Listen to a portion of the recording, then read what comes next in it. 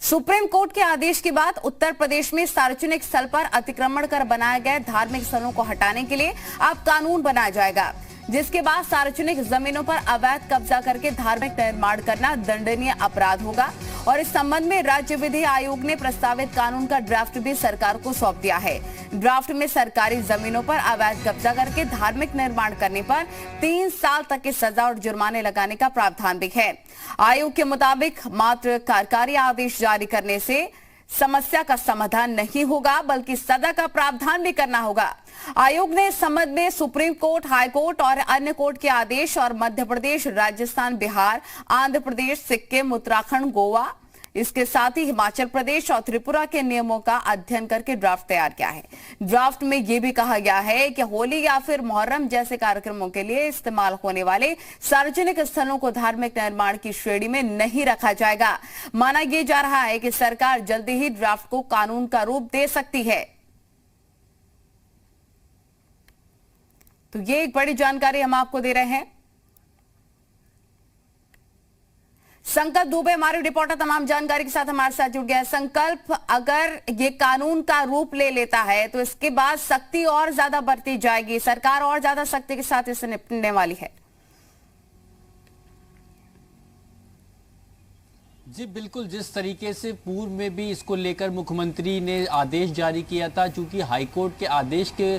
अनुपालन कराने के संदर्भ में मुख्यमंत्री ने आदेश जारी किया था और सभी जिलाधिकारियों और वहां के एसएसपीज को ये सुनिश्चित करने की जिम्मेदारी दी गई थी कि अगर धार्मिक स्थल के नाम पर किसी भी सार्वजनिक स्थल पे कब्जा होता है या कहीं सड़क पे किसी तरीके का कोई ढांचा खड़ा करने का प्रयास किया जाता है तो सबसे पहले उसको रोका जाना चाहिए। इसके बाद में उन स्थानों को चिन्हित किया जाना चाहिए। जिस तरीके से जिले में चूंकि कई जगह पे ऐसी शिकायतें आ रही थी कि अवैध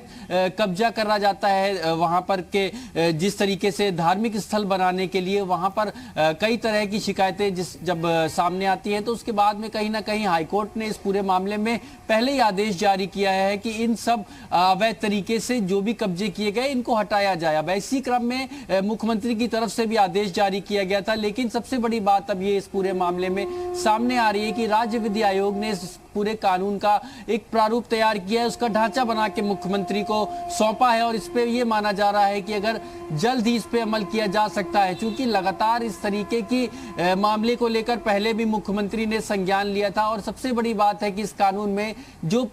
जिस तरीके से इसको तैयार किया गया है उससे ये साफ जाहिर होता है कि अब तक की जो